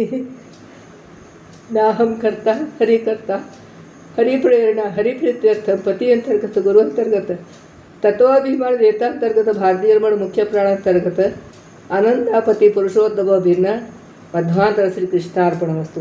ಎಲ್ಲರಿಗೂ ವಿಶೇಷ ಧನ್ಯವಾದ. ಇಷ್ಟು ಲೇಟ್ ಆಗಿಸೋದ ನೀವು ಬಂದು ಕೂಡ್ತೀರಿ, ನೀವು ಬಂದಿರೋದು ನಾನು ಹೇಳಲಿಕ್ಕಾಗ್ತದೆ. ನಿಮ್ಮಿಂದ ನಾನು ಅಧ್ಯಯನ ಮಾಡಿದೆ, ಹೇಳೋ ಪ್ರಯತ್ನ ಮಾಡಿದೆ. ಗುರುಗಳಿಗೆ ಸದ್ಯಾತ್ಮ ತೀರ್ಥರಿಗೆ ವಿಶೇಷವಾದಂಥ ಕೃತಜ್ಞತಾಪೂರ್ವಕವಾದಂಥ ನಮಸ್ಕಾರ.